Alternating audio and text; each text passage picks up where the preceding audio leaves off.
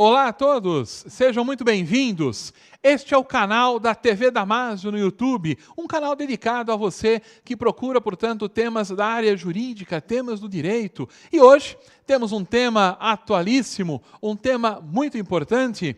Eu me chamo Alexandre Mendes Zaquim, eu sou professor aqui do Damásio Educacional e é um prazer, mais uma vez, poder estar com todos vocês. O nosso tema de hoje, eu falei, é um tema atualíssimo, um tema, portanto, da ordem do dia, né, sobre a inconstitucionalidade da tese de legítima defesa da honra nos crimes de feminicídio. Decisão esta que veio lá na arguição de descumprimento de preceito fundamental 779, julgamento lá no Supremo Tribunal Federal. Para tanto, foi convidado, para nossa satisfação, nossa alegria, aqueceu de pronto o nosso convite. Já está conosco o Dr. Wagner Cavalcante dos Santos.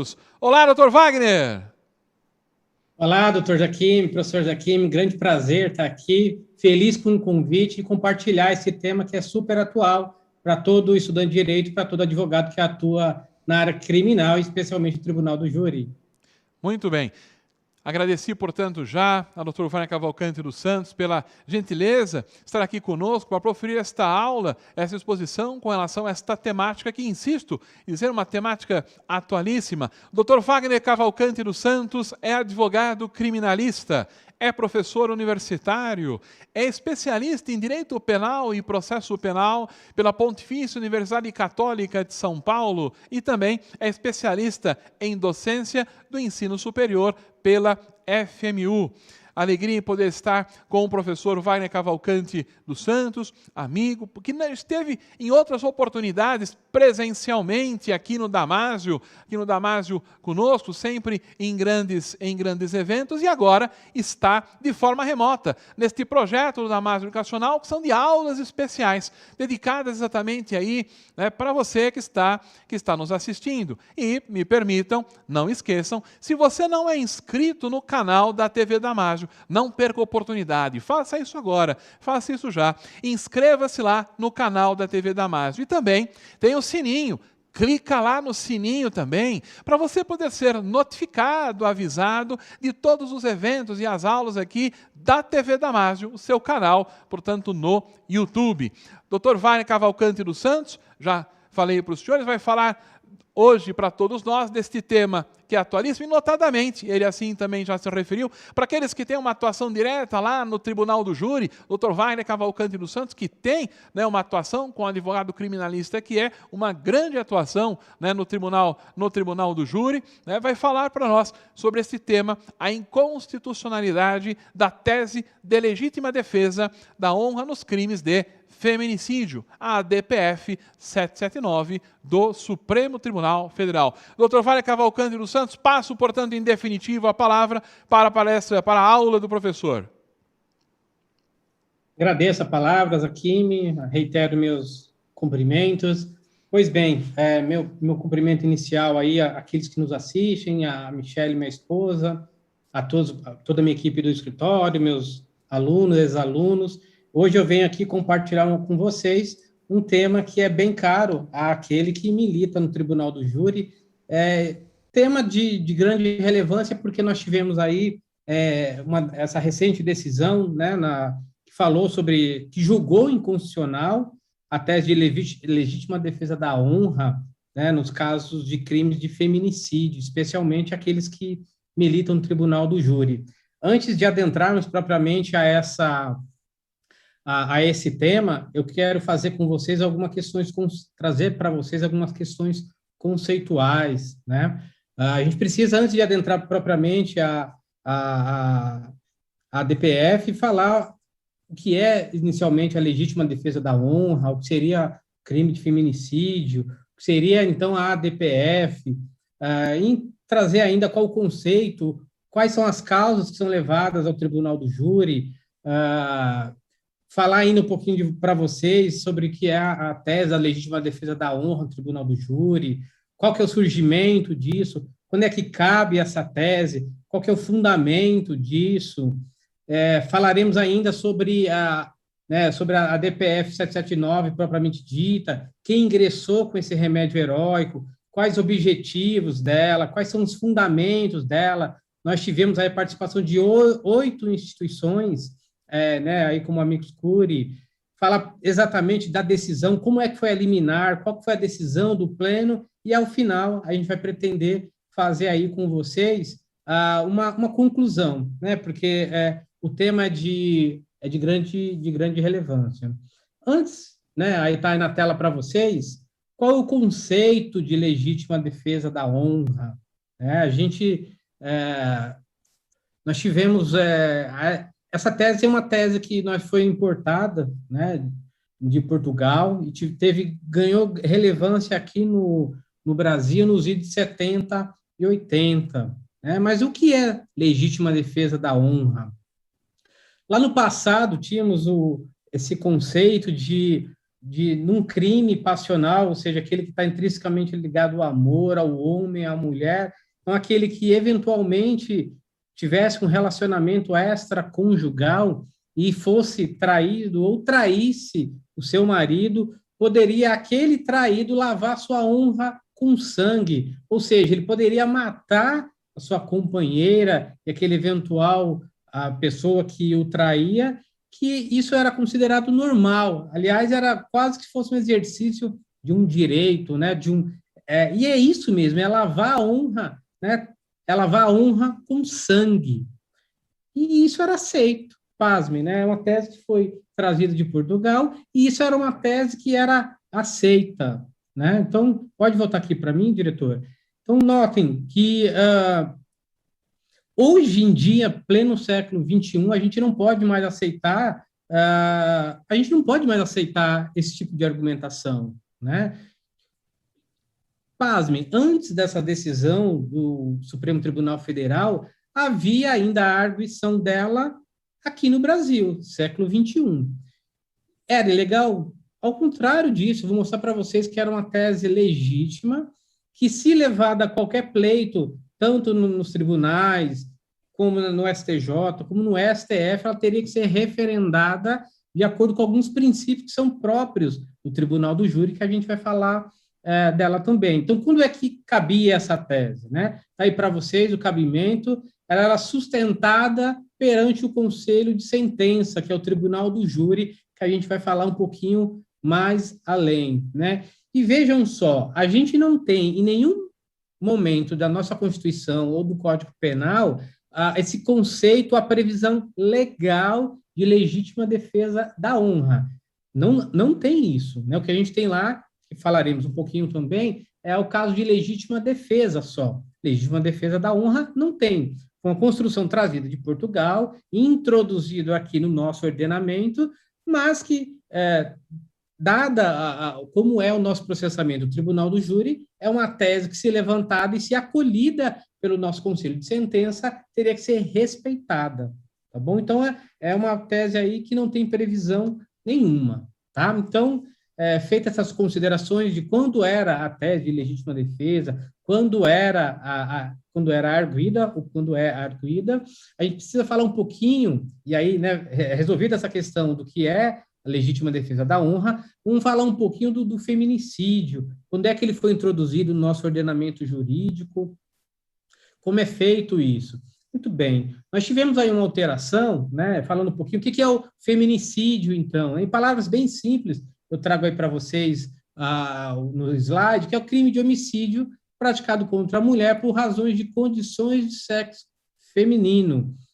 Tá? E aí a própria lei traz para nós o que seria essa condição de sexo feminino. Então, notem, foi introduzido no nosso ordenamento jurídico em 2015, tá? Aí vocês acompanham na leitura, foi inserido lá no parágrafo 2º do artigo 121, que vai falar do homicídio, a hipótese, tem lá o nome, né? Feminicídio, que ele diz exatamente isso, que é o crime, aquele, né, está lá nas qualificadoras, são situações que agravam a pena, no caso de homicídio, que quando cometido contra a mulher por razões de condição de sexo feminino. Tá? Então, e aí, mais para frente, ele fala que contra a autoridade ou agente descritos nos artigos 142 e 144 da Constituição Federal, situação de sistema prisional, Força Nacional de Segurança Pública, enfim. com decorrência dela, contra o cônjuge, companheiro, parente consanguíneo, até terceiro grau, e aí ele explica para a gente, né? Ele dá uma causa de aumento de pena, no parágrafo 2º A, ele vai explicar para a gente o que seria essa condição de sexo feminino. Quando, então, está envolvido numa questão de violência doméstica e familiar, ou seja, no seio da homem, mulher, no seio da família, essa condição, então, de sexo feminino é quando acontece na violência doméstica, aquele homem que menospreza a mulher, que a agride por ela ser mulher. E aí, pessoal, por isso que a gente tem que tratar, e aí aqueles que defendiam que a exclusão dessa tese era ilegal, ou que não deveria ser questionada, a gente tem que parar para pensar, a gente não pode mais aceitar essa situação de menosprezo, né, do sexo masculino em detrimento do sexo feminino, né? Então, todo crime, resumindo, então, quando é o feminicídio, toda vez em que se ocorre num ambiente de violência doméstica, né, um ambiente familiar, ou ainda toda vez que o homem quer preponderar-se sobre a mulher, e aí só porque ela é mulher, a gente vai estar diante do crime de feminicídio. E aí a gente vai falar um pouquinho quem é que julga, como julga, né? A gente teve um importante trabalho trazido já pela Maria da Penha, em 2015 foi trazido também, implementado isso no crime de homicídio, né, acrescentado lá no parágrafo 2º, como eu já disse a vocês. Então, são situações que agravam mais a pena. Para vocês terem ideia, o homicídio ele tem a pena mínima lá, o artigo 121 no caput, 6 anos. Em se tratando de feminicídio, e penso que assim deve ser, a pena mínima já inicia em 12 anos. Em 12 anos. E essa questão de a mulher subjugada, de dar uma proteção maior pela mulher, acho que nem precisaria, mas tamanho é o desrespeito que foi incorporado isso no ordenamento jurídico, né? Tanto é que empresas traz isso em suas políticas institucionais, alguns órgãos, alguns concursos públicos dá como impedimento a eventual condenado por um crime de violência doméstica é causa para não admiti-lo, né? A própria OAB, por exemplo, quando você vai se inscrever como advogado, então não é só a aprovação no exame de ordem, tem um outro requisito que analisa essas condições subjetivas do agente. Se houver condenação no caso de violência doméstica, já é impedimento para ser advogado. São questões que a sociedade tem que se debater e é uma pena precisar inserir isso no ordenamento jurídico, mas que assim seja, né? Então, já está claro, então, algumas questões conceituais, né? O crime contra a honra, aí trazendo o caso de legítima defesa da honra e falando um pouquinho do feminicídio.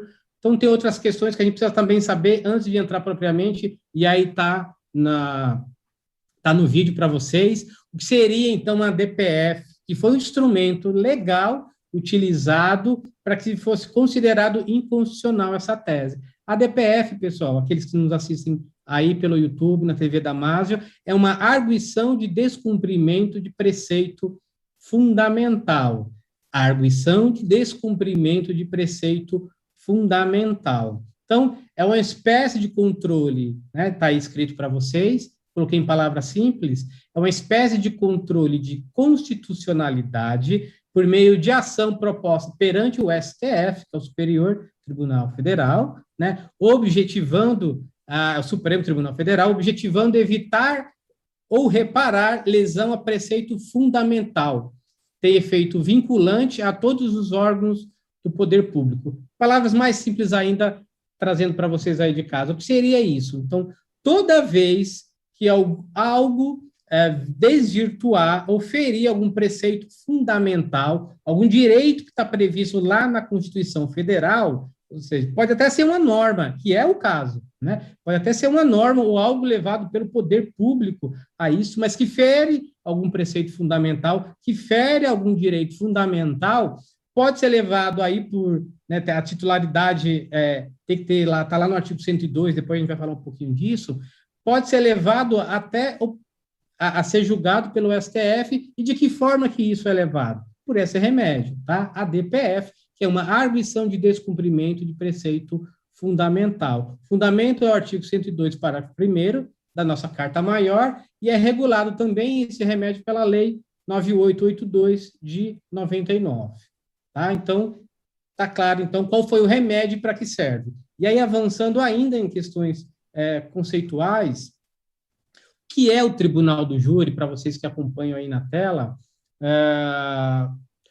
ele é uma instituição que eu sou apaixonado por ela, por essas instituições, porque é a única oportunidade em que um do povo, que não é um juiz togado, ele pode exercer o seu direito / dever, porque não é uma faculdade, né? Ele é um dever, mas de julgar um semelhante seu. E é em todos os casos? Não. Então, para que serve o Instituto Tribunal do Júri? Ele é um instituto que está previsto na Constituição, está lá em seu artigo 5º, inciso 38. E aí, em todos os crimes? Não, né? Não é em todos os crimes. Então, veja, um do povo ele é convocado para compor um conselho de sentença, né? Os 7 jurados, aqui no Brasil são 7 jurados. E julga qualquer crime? Não, só crimes contra a vida. Ele julga apenas crimes contra a vida. Tá? E a gente vai falar um pouquinho disso. Notem, pessoal, veja a previsão do Tribunal do Júri, né? Artigo 5º, inciso 38. E a ele e ao Instituto é previsto alguns princípios. Está lá, plenitude da defesa, que é muito mais do que a ampla defesa. Ampla defesa, você tem que respeitar prazos, momentos processuais para isso. A plenitude da defesa era exatamente o que autorizava a arguição ou a estratégia da legítima defesa da honra. Eu vou mostrar para vocês lá mais à frente o momento em que isso era feito. Mas ela é que permitia ao defensor, ou a acusação também, se assim o quiser, mas no eventual crime, se a acusação era de feminicídio, e aí julgada pelo Tribunal do Júri, a defesa poderia dizer que, olha, não, em defesa ele quis lavar a sua honra, ele foi traído, né? Ele não conseguia viver com isso, no ambiente de crime passional, ele ficou cego e matou sua companheira. Era possível acolher as teses? Sim, por quê? Embora ausente do nosso ordenamento jurídico, pelo princípio da plenitude da defesa, eu poderia arguir essa tese. E é justamente aqueles que defendiam a manutenção da tese, esse é um dos princípios. E vejam, igualmente está lá erigido a nossa Constituição Federal. Né? Outros princípios, sigilo das votações, é isso que impede, por exemplo, o jurado de conversar com o outro, sob pena de nulidade, diferente dos Estados Unidos, em que lá eles têm que conversar, aqui não. Se eles conversaram sobre o processo, rompeu o sigilo das votações, é questão de nulidade. Anula o júri. É dissolvido o conselho de sentença e é marcado um outro julgamento. Soberania dos vereditos, que é isso? O que o jurado decidir, nem juiz, nem desembargador, nem ministro pode mudar. Eles não podem, se o tribunal, por exemplo, condenar, eles não podem alterar a decisão absolvendo. Ou o contrário, se o tribunal condenar, eles não podem mudar a decisão condenando, absolvendo. O que eles podem, só se caso de nulidade, é cassar a decisão, vejam, cassar a decisão, mas eles submetem o réu a novo tribunal de júri. Se permitir a decisão, eles têm que respeitar. Tamanha a soberania dos vereditos, tá bem? E competência aí, se vocês acompanham no vídeo, a competência para julgar os tribunais, os crimes dolosos contra a vida. E a pergunta é, né, quais são aqueles crimes dolosos contra a vida? E aí, normalmente, eu brinco com meus alunos. Como é que a gente identifica? Simples. Só olhar lá no Código Penal, tem um título que estará lá, dos crimes dolosos contra a vida. Ou melhor, está lá, dos crimes contra a vida, que é o homicídio, que está no artigo 121, que é o artigo 122, induzimento, instigação ou auxílio ao suicídio, que é o infanticídio, que é quando a mãe, em estado puerperal, mata, né, o seu recém-nascido, o seu filho, e o aborto também, que ele vai desde o artigo 124 ao artigo 128. Então, notem, o Tribunal do Júri julga todo crime? Não. Julga crime doloso contra a vida, consumado ou não. É por isso que, às vezes, as pessoas fazem uma confusão. Ah, mas matou na direção de veículo automotor, por que não vai para júri? Porque não é um crime doloso contra a vida, né? Crime de trânsito, naturalmente, ele é para ser culposo.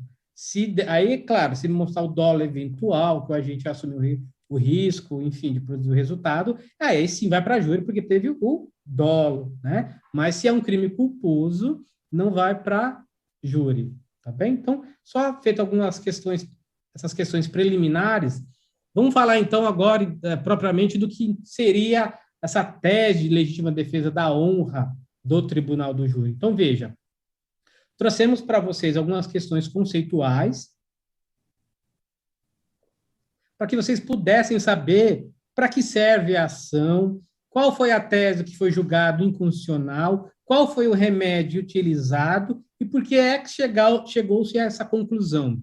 Então, fizemos esse panorama inicial e vamos falar propriamente agora do que seria, então, essa tese de legítima defesa da honra do tribunal do júri. E aí vocês estão acompanhando na tela, e aí eu já falei um pouco, ela veio inicialmente, né, de Portugal. A gente sabe que no ordenamento jurídico brasileiro, alguma coisa a gente trouxe de outros países, em razão da colonização, enfim.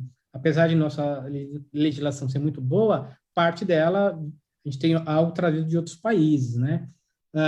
Mas aqui no Brasil, ela ganhou força nos anos de 70 e 80. Eu não quis trazer aqui para vocês alguns casos midiáticos em que foi usada essa tese, porque não é palco da nossa fala de hoje.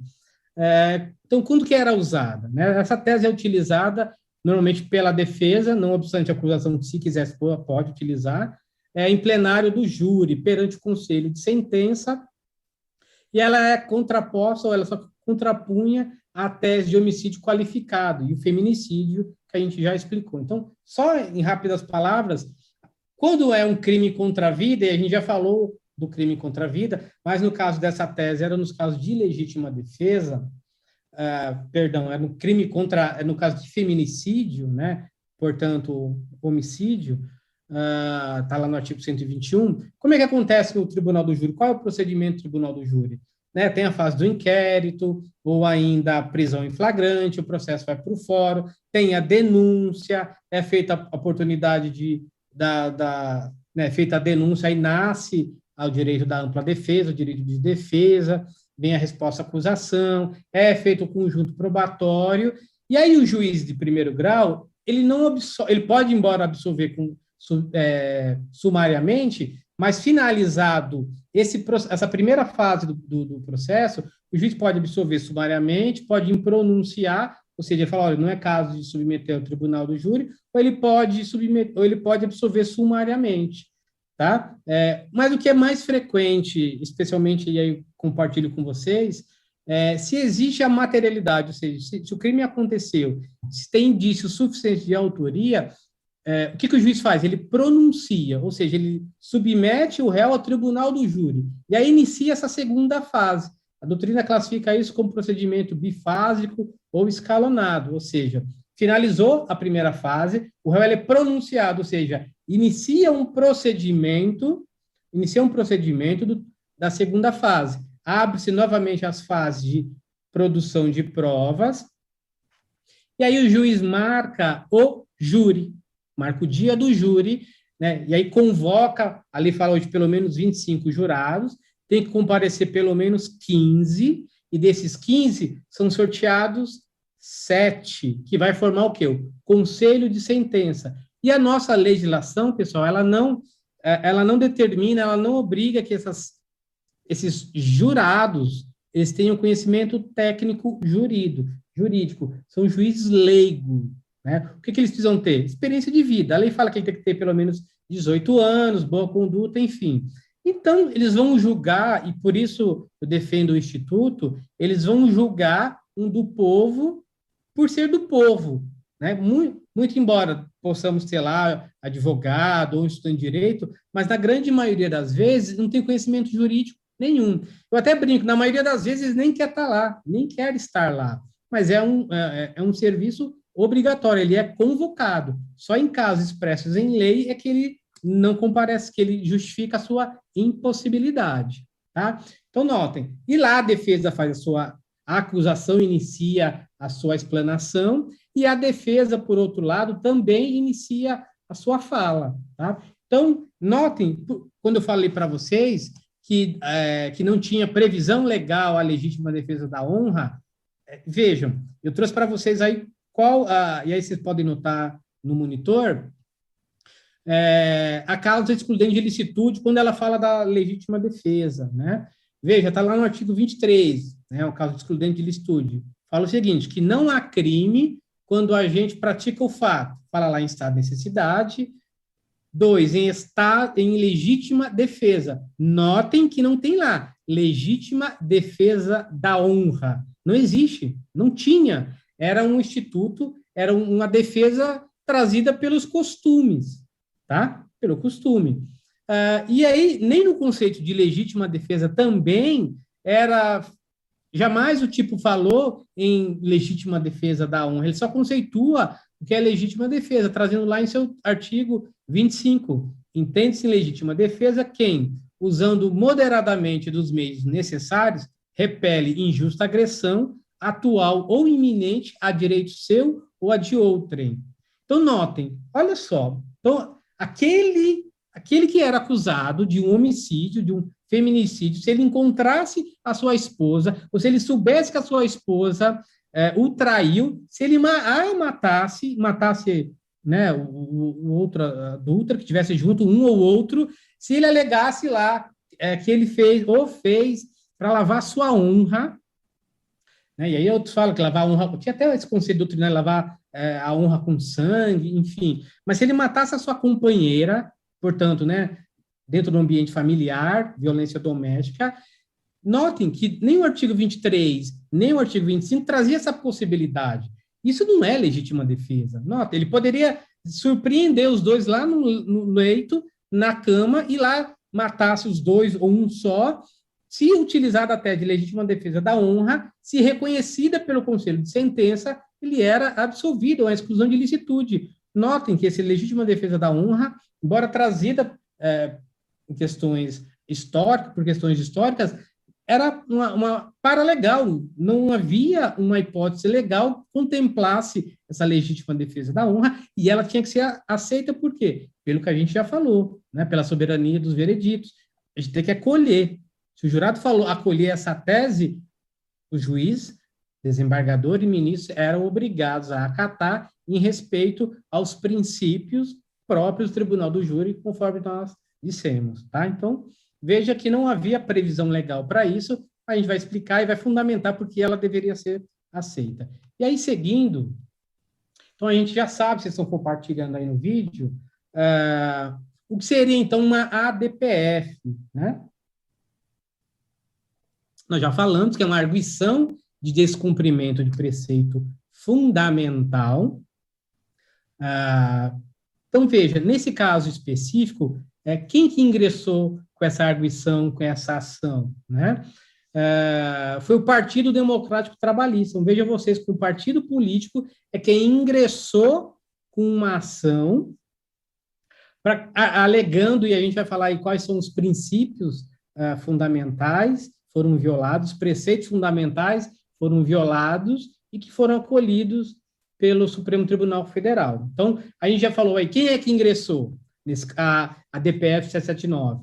Foi o Partido Democrático Trabalhista, né? E ele pode, o artigo 103.8 autoriza partido político com representação nacional a ingressar com a DPF. E aí, falando dessa ação em específica, quais eram os objetivos dessa DPF? Né? Resumidamente, era uma ação com... A petição inicial tem 60 folhas, mas eu trouxe aqui para vocês os principais tópicos para a gente conversar hoje.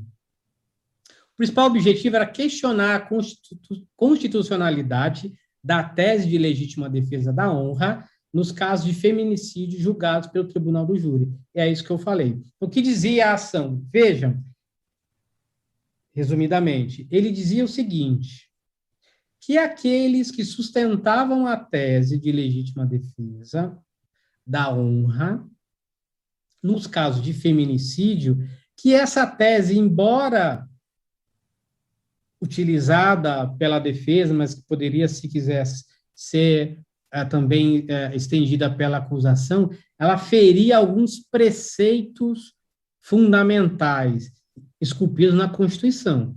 Então, notem, aqueles que eram submetidos ao tribunal do júri, em razão de ter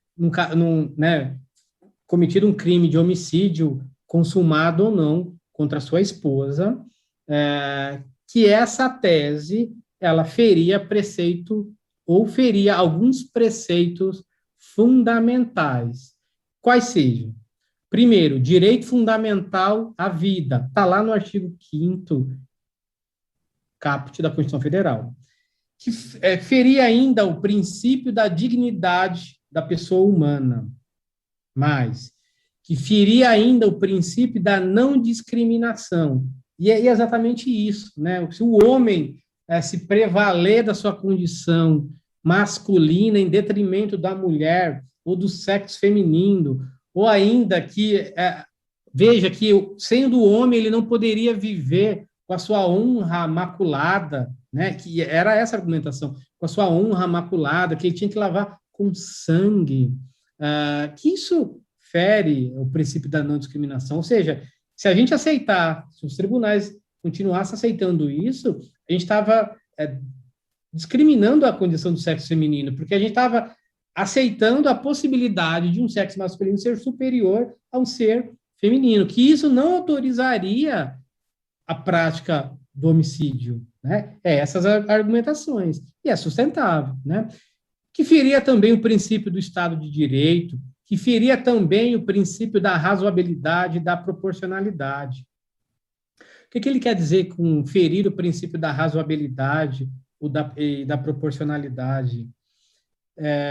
Notem, nós dissemos aqui que se uma vez sustentada, isso antes da DPF, se uma vez sustentada a tese de legítima defesa da honra, se o Conselho de Sentença acolhesse, ninguém poderia mudar, né? Ninguém poderia mudar. Mas essa decisão teria que ser aceita, como nós não tínhamos nenhuma impossibilidade, era constitucional essa tese até o julgamento da DPF, isso não dizia a DPF que isso não é razoável autorizar um homem matar a sua esposa para defender a sua honra. De idêntica maneira, não é proporcional. Eu não tenho aí, então, o princípio da razoabilidade e da proporcionalidade, ele é utilizado normalmente quando dois direitos direitos constitucionais, são erigidos e um tem que prevalecer sobre o outro, né? Quais critérios a gente vai utilizar para que... Bom, o que eu vou deixar prevalecer? Os princípios do júri, que se uma vez reconhecer a legítima defesa da honra, eu vou aceitar isso, em detrimento ainda que tenha matado a sua mulher, que pode até não ter oferecido risco para ele, e aí não é legítima defesa, se ela não ofereceu risco de vida para ele, nem atual, nem iminente, né? E aí talvez só o direito da honra. A honra é um direito constitucionalmente previsto também. A imagem, então eu posso autorizar segregar a vida, estipar a vida de alguém em razão do direito da imagem, da honra, ou eu tenho que prevalecer o direito à vida, à não discriminação, né, ao Estado de Direito. Então, veja, nós temos direitos aí, de idêntica forma, garantidos pela Constituição Federal, mas é razoável, né, autorizar esse crime de homicídio? É proporcional a alguém, às vezes até mais de uma pessoa, perder a vida em prol do direito da honra, da imagem, né, daquele homem, né, ser considerado, dizer a ele que, olha, minha honra maculada, eu vou ter que lavar com sangue. Vejam, até porque eu posso, e aí não na área penal, ou de repente até também na área penal, mas eu posso reparar esse direito à imagem, esse direito à honra de uma outra forma. Posso utilizar da esfera indenizatória, né? Eu tenho que reparar, será tirando a vida de alguém, Então, é isso que fala, né? Será que é razoável, é proporcional eu, para manter a minha honra, a minha imagem, segregar a vida de alguém, da minha companheira, né? E aí é na condição do sexo feminino também. Será que isso é razoável? Então, são esses principais preceitos fundamentais que a DPF 779, e aí trazida no seu bojo, são esses 5 preceitos fundamentais que ela disse em sua petição inicial que feria a tese utilizada no tribunal do júri de legítima defesa da honra. Muito bem, então foi feita essa proposta dessa ação, foi ingressada essa ação em 2020, final de 2020, e aí o próprio procedimento da lei, da DPF, ela prevê que outras pessoas podem ingressar, né, a gente fala amicus curiae, são os amigos, são aqueles que podem entrar para depois, em sustentação oral, colocar os seus posicionamentos prós ou contra, né? Nós tivemos aí nessa ação o ingresso de 8 partes interessadas, né? Para apresentar essa aula para vocês, eu fui pesquisar e estudei a ação pesquisando justamente isso. Então, nós tivemos lá, uma delas foi o Instituto dos Anjos da Liberdade, a Defensoria Pública do Estado do Rio de Janeiro, a associação, que é a DPE do Rio, né? A ANACRIM, que é a Associação Nacional da Advocacia Criminal. Nós tivemos aí a DEP do Distrito Federal, que é a Associação das Defensoras e Defensores Públicos do Distrito Federal. E aí no vídeo ainda, a ABMLBT, que é a Associação Brasileira de Mulheres Lésbicas, Bissexuais, Travestis e Transsexuais. Tivemos ainda a ABRACRIM, que é a Associação Brasileira dos Advogados Criminalistas, a ABMCJ, que é a Associação Brasileira de Mulheres de Carreiras Jurídicas, e a ANPV, que é a Associação Nacional dos Prefeitos e Vice-Prefeitos da República Federativa do Brasil. Então, veja, 8 instituições que ingressaram como um amicus curiae, ou seja, que diziam que tinham interesses em falar, em discutir, em apresentar suas versões, tanto um pouco escrita, mais verbal, sobre essa DPF, né? Então, veja aí, voltando um pouco, Defensoria Pública, né? Então, veja, nós temos a Defensoria que participa na defesa, as defensorias públicas, em geral, participam na defesa daqueles que não podem pagar, e, portanto, podem defender os réus também nos crimes dolosos contra a vida no tribunal do júri, mas que também as defensorias têm feito, assim como a OAB também, grandes trabalhos para a defesa da mulher, dos direitos da mulher. Então, vejam, né? É por isso que elas queriam falar também. Nós tivemos a Associação Brasileira dos Criminalistas, e aí falando um pouco da minha carreira também, tinha interesse, e aí não interesse propriamente na tese de que o homem tem que lavar a sua honra com sangue, não isso, mas a preocupação desses institutos da defesa era no sentido de que, olha, a gente de fato precisa aumentar essa discussão por uma dessas razões que eu já trouxe a vocês que nos assistem aí pelo YouTube na TV Damásio.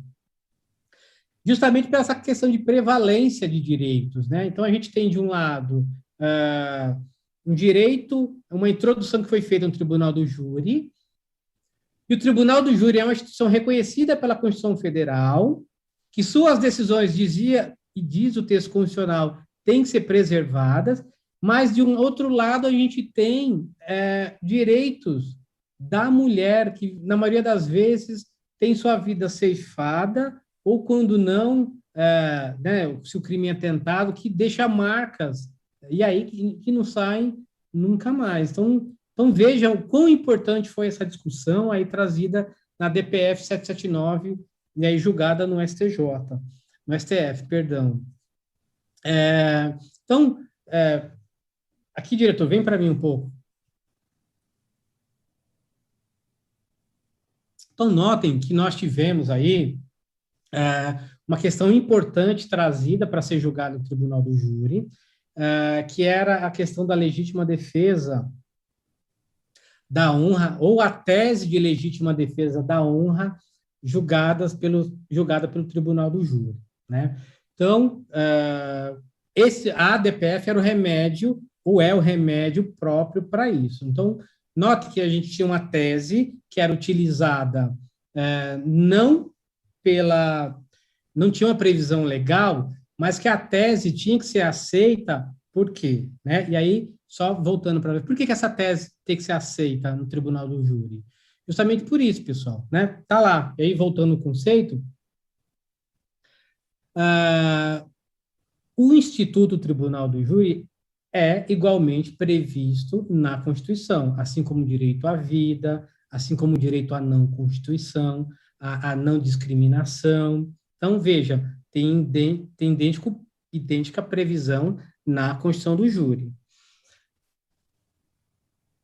E prevê, pessoal, quem defende ainda esse instituto, eu tenho certeza absoluta que ninguém defende um tirar a vida do outro, sabe, nos casos de legítima defesa.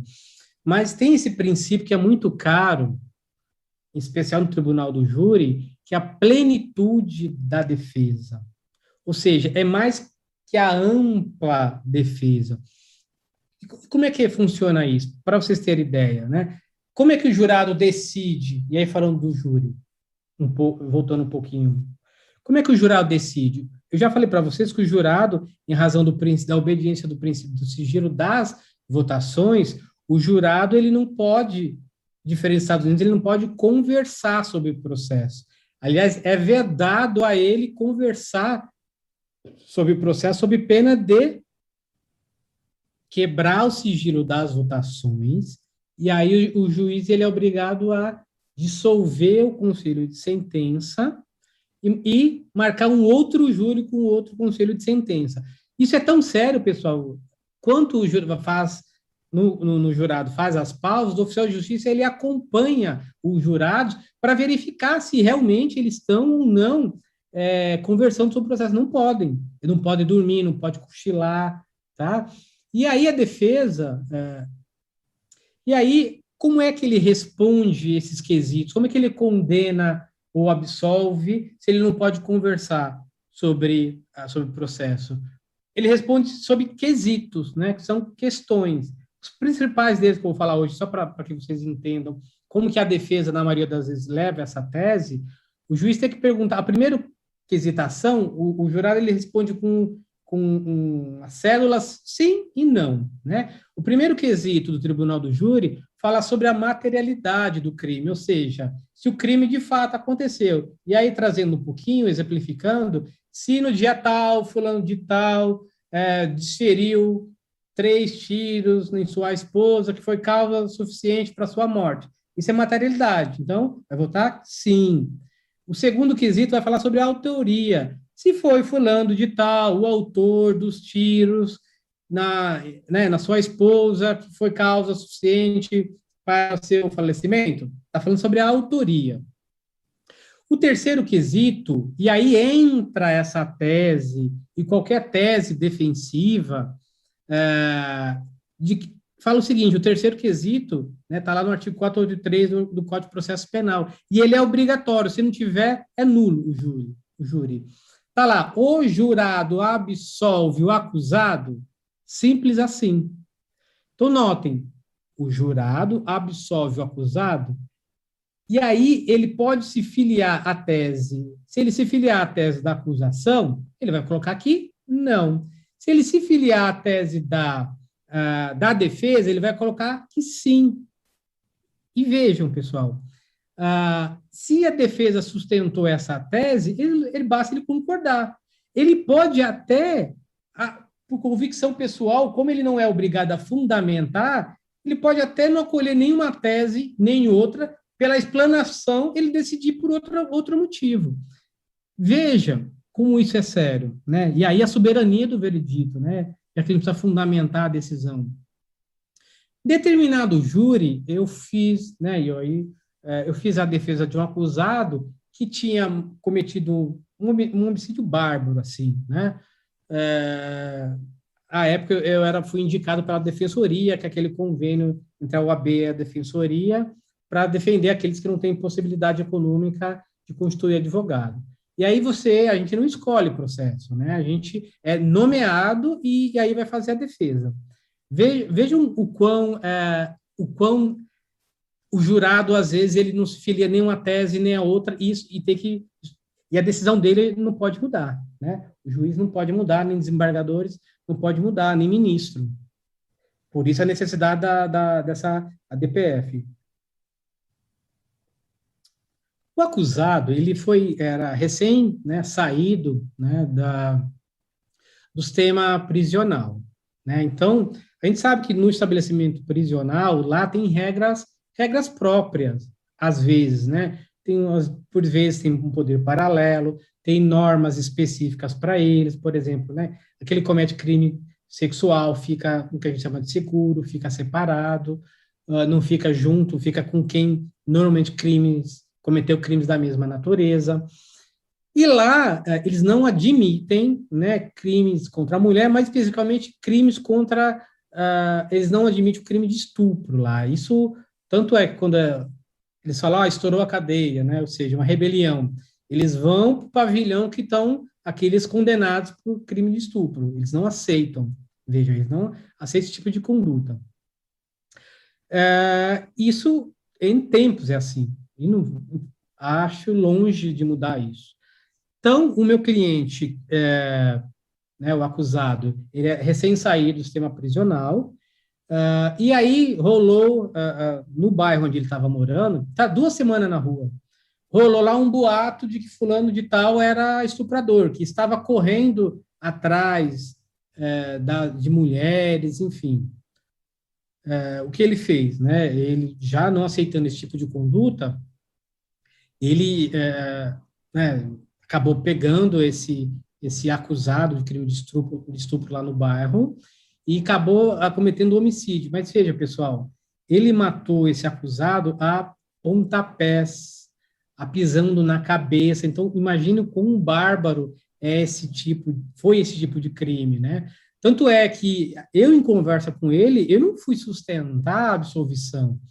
Eu não teria condições de sustentar, era inaceitável sustentar a absolvição dele, né? O que eu fui sustentar, e aí aliado com o promotor também, foi tirar alguma das qualificadoras que não ia absolver, a pena ia ser maior, isso a defesa pode fazer, tá? Mas eu não ia pedir a absolvição dele, eu ia explicar que o que achava demais para aquele júri era algumas das qualificadoras. E foi isso. Então, não vejam, na verdade, eu não acabei divergindo do promotor. E isso eu conversei com o meu cliente, não, doutor, tudo bem, fiz isso, faria de novo, para mim, estuprador não merece ver, e assim, tem as razões dele. E aí o promotor fez a fala dele, eu fiz a minha, veja, portanto, não havia divergência entre a fala do promotor e a minha fala. Então, em tese, você espera o quê? Que o jurado, ele vai votar do jeito que a gente pensa. E aí, pasmem, esse cliente, embora eu não tenha pedido absolvição, embora o promotor não tenha pedido absolvição, ele quase foi absolvido. A votação foi 4-3. Notem, 4-3. Por quê? Porque parte da nossa sociedade também não admite esse tipo de conduta. Parte da nossa sociedade também estava lá votando. E parte da sociedade pode acreditar ainda que crimes dessa natureza, no caso aí do feminicídio, em que o homem é traído, talvez possa acreditar ou aceitar que tenha que ser lavado contra a honra, né? Lavado com a morte, né? Então, do jeito que estava antes, se arguir essa tese, ainda que não sustentada, ainda que a defesa não sustente, ou ainda que a acusação não sustente, mas se ele achar, não, traiu, eu vou absolver, porque o cara lavou a honra.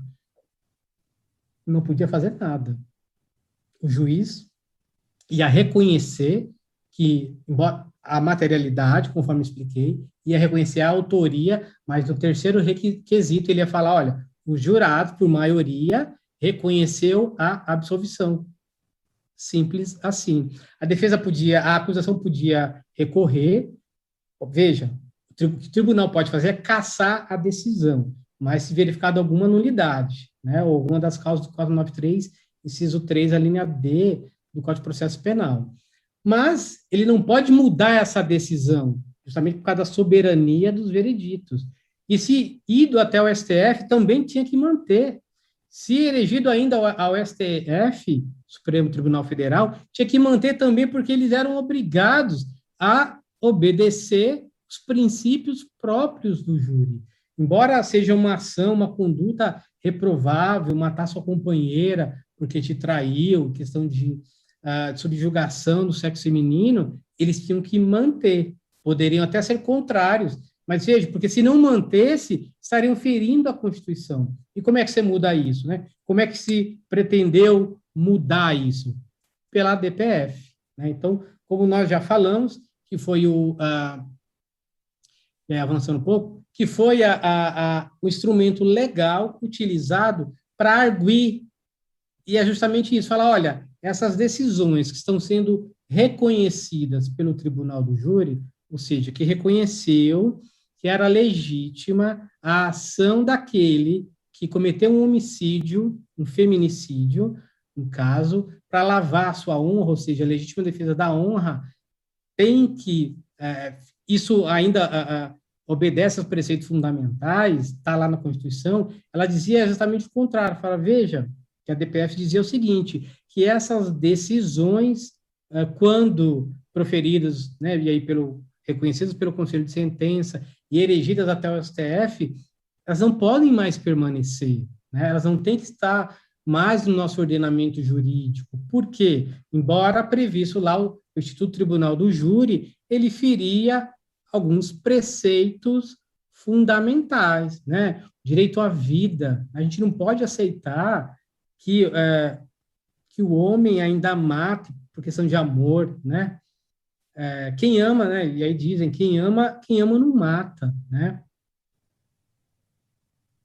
Em alguns casos só, e aí a gente já falou no caso de legítima defesa, o dispositivo da legítima defesa é bem claro, né? Quem usando moderadamente repele direito seu ou a outrem, aí só nessas possibilidades é que pode tirar a vida alheia, não para defender a sua honra, né? Não para falar, olha, eu vou ser considerado aspas, e aí perdoe-me pela expressão chula, mas o chifrudo, então eu não posso, essa mulher não merece viver, eu tenho que lavar minha honra com sangue, né? Então, não, eu não posso matar para proteger a minha honra, né? E aí o direito, por isso falar, inferir o direito, o preceito fundamental da vida, o princípio da dignidade da pessoa humana, né, que e aí eu até aceito a tese também, a nossa Constituição, ela foi alicerçada sobre o preceito da dignidade da pessoa humana, que eu tenho que respeitar direitos, e aí direito à vida, né, então pode-se até admitir, e aí eu concordo, que o direito à imagem, direito à intimidade, né, ele vai ser considerado, vai ser chacoteado como chifrudo, como aquele que foi traído na sua própria casa, mas vejam, isso não pode autorizá-lo a ceifar a vida de uma mulher, da sua mulher, né? Eu acho que isso, ainda que eu seja criminalista, ainda que eu seja tribuno do júri, não é possível a gente aceitar mais condições como essa, como tese de legítima defesa da honra, né? O princípio da não discriminação, e falando mais uma vez, né, a gente não pode, a mulher tem que fazer o que acha que tem que fazer, a mulher tem que estar onde deve estar, né? Eu não posso sobrepor a condição do sexo masculino em detrimento do sexo feminino. Isso é inaceitável em dias de hoje, né? Isso fere o artigo 3º, inciso 4 da nossa Carta Magna. Então, vejam, eu trouxe para vocês aqui, embora seja foi uma tese, né, não legal, mas que era aceita e deveria ter sido aceita em razão dos princípios próprios do Tribunal do Júri, mas não poderíamos continuar a aceitar, não é razoável, por tudo isso que eu falei, não é proporcional tirar a vida para defender a sua honra, né? É proporcional tirar uma vida para proteger uma vida, né? Naqueles casos que a lei autoriza, mas tirar uma vida para proteger a honra, isso não é proporcional. Não tem nada de proporcional nesse sentido, né? E aí, né, que proposta a ação, o que decidiu lá o ministro Dias Toffoli? Ele reconheceu parte, né, ele acolheu parte da petição inicial da DPF 779. Isso foi amplamente divulgado na mídia, né? Ele disse o seguinte, que firmar o entendimento de que, e aí lendo com vocês, tá? Firmar o entendimento de que a tese da legítima defesa da honra é inconstitucional por contrariar princípios constitucionais da dignidade da pessoa humana, da proteção à vida e da igualdade de gênero. Ou seja, daqueles 5 preceitos que a petição inicial trazia como violação a 5 preceitos, ele acolheu 3, que é o isso na liminar, tá? Que é ferir o princípio da dignidade da pessoa humana, proteção à vida e o da igualdade de gênero. Então, por entender liminarmente que sustentar a tese de legítima defesa da honra feria esses 3 preceitos fundamentais, ele concedeu a medida liminar suspendendo ou proibindo ou entendendo, julgando parcialmente como inconstitucional, essa tese não poderia ser arguida provisoriamente nos tribunais do júri, sob pena de nulidade. Então, veja, a acusação pouco, talvez, utilizaria, mas a defesa, no momento do plenário, ainda que vigore o princípio, né, da ampla defesa ou da plenitude da defesa, não poderia sustentar mais essa tese, pela decisão liminar. E qual que foi, né, na liminar, falava ainda, como nós já conversamos, que ele conferiu interpretação ao artigo 23, inciso 2 e 25, dizendo que ele excluía, embora está ausente lá, não tinha legítima da defesa da honra, mas ele excluiu legítima defesa da honra daquele rol do artigo 23, ou seja, embora não está escrito lá, vocês, de fato, não podem utilizar, tá? Ele proibiu, julgando inconstitucional, em sua liminar, a utilização da tese pela defesa, né? E aí está no item 3 também, que eu trago para vocês. Obstar a defesa que sustente, direta ou indiretamente, a legítima defesa da honra ou qualquer argumento que induza a tese. Então, veja, ele não poderia falar, a defesa, segundo ele, na liminar, não pode falar nem induzir. Por exemplo, olha, é como se, por exemplo, dissesse assim, olha, está proibido pelo Supremo a legítima defesa da honra, mas vocês podem decidir como quiserem.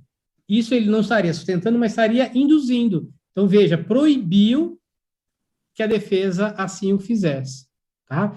E aí ele submeteu também o feito, essa DPF, ao pleno do STF, para que fosse definida ou julgada definitivamente, tá bem? Qual foi a decisão do pleno, né? E aí o pleno, o senhor sabe que são os demais ministros do STF, né? A decisão do ministro Toffoli, foi concedida liminarmente, mas ele submeteu o feito a julgamento, né, oportunidade em que aqueles outros institutos poderiam sustentar suas versões também na ação, no julgamento da ação. Então, qual que foi a decisão? Claro, né?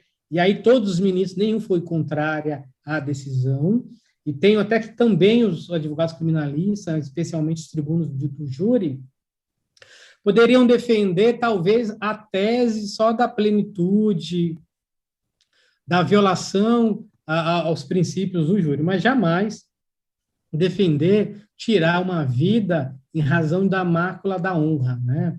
Tenho certeza que poucos defenderiam isso ou defendem isso. Mas qual é que foi a decisão do pleno, né? Então, ele firmou o entendimento de que a tese da legítima defesa da honra é inconstitucional. E aí, por ferir os princípios da dignidade da pessoa humana, da proteção à vida e da igualdade de gênero. Então, vejam, essa tese, hoje, ela é inconstitucional, não pode ser levado por qualquer que seja a acusação ou defesa, não pode sustentá-la mais em plenário. Então, aqueles são acusados de feminicídio, Na segunda fase, que é o plenário, que é onde a defesa fala, que é onde a acusação fala, e quem decide é os jurados, ninguém pode mais sustentar a tese de legítima defesa da honra, né? Que matou, sim, não foge aos fatos, mas foi para defender sua honra. Hoje, não pode mais ser sustentada essa tese, tá? Acrescentou ainda a decisão do pleno a interpretação, né? Que não pode considerar que lá na legítima defesa está inclusa a legítima defesa da honra, né? Não, então não pode ter essa análise, e mais ainda, que opta a defesa, a acusação, a autoridade policial e ao juízo, ou seja, estendeu mais ainda aquela decisão liminar, direta ou indiretamente, a tese de legítima defesa, ou qualquer argumento que induza a tese. Na fase, veja, que foi acrescentado aí por decisão de alguns ministros, tanto na fase pré-processual como na processual. Então, nem naquela primeira fase de inquérito, naquela fase, na primeira, que a gente fala da primeira fase, que é antes de ir para o júri, em momento algum, hoje, a acusação, a defesa ou qualquer parte pode sequer sustentar. Então, a gente não está falando nem acolhimento da tese. Em momento nenhum pode ser sustentada por a decisão que julgou inconstitucional, em momento nenhum mais do processo, nem no inquérito, nem na fase processual, muito menos em plenário, ninguém pode mais sustentar a tese de legítima defesa, tá? Ninguém mais pode sustentar. Então, com esse julgamento do Supremo Tribunal Federal, o que a gente tira de lição? Né? E aí, já caminhando um pouquinho para o final. Qual é a conclusão que eu quero debater com vocês? Né?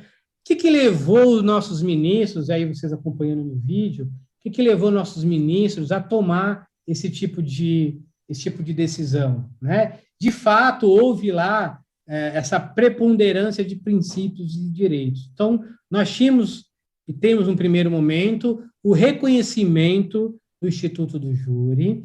Nós reconhecemos ainda, já que está lá na Constituição Federal, que a decisão do jurado não pode ser modificada, mas que essas causas que eram levadas sob o argumento da defesa no Tribunal do Júri, de legítima defesa da honra, feria, né, e aí comparando com esse direito, ela feria aqueles princípios que nós já conversamos, direito à vida, da não discriminação, da dignidade da pessoa humana. Então, ainda que são direitos de idêntica forma previstos na Constituição, outros têm que prevalecer.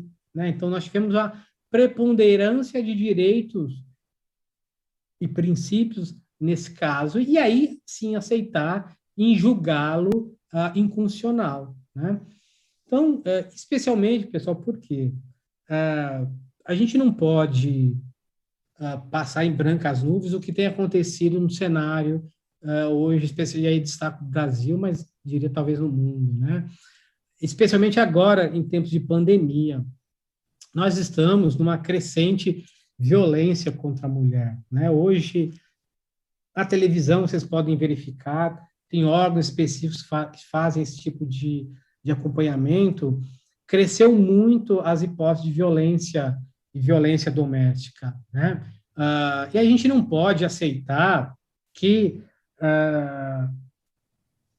aquele que se diz matar por amor, a gente não pode aceitar também que aquele que diz que queria proteger a sua honra tire, ceife a vida de uma outra pessoa, de sua companheira, né? Ou que sob a alegação de condição do sexo feminino ainda praticar crimes contra a mulher. Né? Hoje em dia, é uma tese que a gente não pode mais aceitar. Então, o que eu trago a vocês para reflexão é que, no meu sentir, a decisão julgada, né, nessa DPF 779 do STF, né, e aí pelo partido político, que ela, sim, seguindo esses princípios que eu trouxe à discussão com vocês, ela está em sintonia com esses princípios e que, de verdade, é mais uma proteção que a mulher, na maioria das vezes, hipossuficiente, tem que ter, e aí, ainda que tenha suprimido da defesa uma possibilidade de tese defensiva, mas que a decisão foi acertada. E aí, pessoal, eu trago para vocês, já agradecendo a oportunidade, não quis aí me estender muito, até cumprindo o tempo estipulado, trago para vocês aí meus canais no Instagram, Facebook, meu e-mail, quiser discutir, mandar por e-mail, tá bom? Devolvo, então, a palavra aí para o nosso professor Alexandre Mendes Hakimi, e aí, nas palavras finais, reitero o meu agradecimento. Professor, é com você e obrigado mais uma vez pela oportunidade. Agradecendo o professor Wagner Cavalcante dos Santos pela exposição com relação a este tema, o tema de inconstitucionalidade da tese de legítima defesa da honra nos crimes aí de feminicídio. É importante ressaltar que esta temática foi, na verdade, amplamente pedida aqui pelos nossos internautas, pelos nossos alunos, que trouxéssemos, portanto, né, uma exposição com relação a este tema, e aqui está. Portanto, vocês acabaram de assistir, né, do professor Wagner Cavalcante dos Santos, uma exposição desse tema, que é um tema muito atual. Antes de fazer aqui as minhas conclusões, enfim, encerrarmos os nossos trabalhos desta transmissão, não posso perder a oportunidade para quebrar aqui um pouco o protocolo, tenho feito algumas vezes, né? E ainda que remotamente, Wagner, vamos fazer aqui uma selfie. Claro, não pode faltar. Olha lá. Muito bem. Depois eu vou postar nas minhas redes sociais, enfim, né? Marco, o amigo também. Mas eu quero, antes de concluir, eu quero passar aí para as suas considerações finais. Bom, professor Hakimi, mais uma vez obrigado. Eu sou suspeito em elogiá-lo, porque a gente tem um grau de amizade que extrapola anos, né? A gente já falava aí que se foi até... Nossa amizade se estreitou tanto que você meu padrinho de casamento. Você na docência, em qualquer lugar que ocupa, seja qual for a bandeira da instituição, faz um trabalho brilhante, e especialmente compartilhar esse espaço entre o professor e o alunado, né? E esse canal que, num primeiro momento, parece frio, mas a gente potencializa em muito, né? E aí, também já estendendo o agradecimento à técnica da Damável, Douglas, aí que eu faço, que vai ter essa possibilidade de transmissão e, mais ainda, vai ficar disponível. E esse seu projeto, né, de aulas especiais é fantástico. Eu tive a oportunidade de ver as outras aulas. Você teve e tem como amigo as brilhantes professores, e compartilhar isso com aqueles que não podem sair das suas casas, que tem que permanecer, aliás, em suas casas, e ver, em poder ter esses bons professores, excelentes professores, pelo YouTube, aí, pela TV Damásio, é fantástico. Então, agradeço mais uma vez a minha esposa, minha equipe do escritório, que deve estar me acompanhando, a meus alunos, esses alunos que também aqui estão mandando o WhatsApp, agradecendo a oportunidade, enfim, obrigado de verdade pela oportunidade, meu amigo. Saiba que quando você precisar, pode me chamar para falar de qualquer tema, e esse, que é um tema muito caro, agradeço a oportunidade de hoje dividir com você, com o pessoal que nos assiste aí em suas casas. Muito bem. Mais uma vez agradeço ao professor, querido amigo Wagner Cavalcante dos Santos, né, pela gentileza de ter aceitado o convite, né, da TV Damásio para proferir esta aula, né, sobre um tema tão importante e atual. Meus agradecimentos também, né, estendo aí, né, à sua esposa Michele, ao seu filho Maurício, enfim, né, o meu agradecimento, a minha alegria, né, de poder tê-los aí, né, como amigos, e trazer para o nosso público, para aquele que nos assiste, o nosso aluno da graduação, da pós-graduação, alunos, portanto, do curso de Direito e de inúmeras outras instituições do país, né, advogados, advogadas, sempre aqui na TV Damásio, né, a sua melhor experiência, portanto, né, do direito, trazendo temas atuais, temas importantes, temas que são, portanto, enfrentados aqui pelos nossos palestrantes, pelos nossos professores, tudo isso para cada um de vocês. Eu quero, antes de nós concluirmos, agradecer aqui a todos os funcionários aqui dos estúdios Damásio, né, uma estrutura perfeita, uma estrutura fantástica, toda ela montada e concebida, portanto, para fazer chegar até você a melhor imagem, o melhor áudio, a melhor produção possível. Então, os meus cumprimentos a todos que trabalham aqui na TV Damásio, aqui nos estúdios da TV Damásio. Não esqueçam, se você gostou, portanto, dessa transmissão, gostou da aula, dá um like lá para nós, isso nos ajuda a divulgarmos cada vez mais, né, o canal da TV Damásio e os vídeos, e também inscreva-se no canal, clica lá no sininho para você ser avisado, ser notificado de todas as apresentações, né? E curtam também, assistam todas as demais aulas, né, vídeos que contém aqui no canal da TV Damásio, né? Uma oportunidade, portanto, né, para o seu crescimento, né, crescimento aí na área do direito, na área jurídica. A todos, muito obrigado e até uma próxima oportunidade. Obrigado, professor Wagner, obrigado a todos, até mais. Tchau, tchau.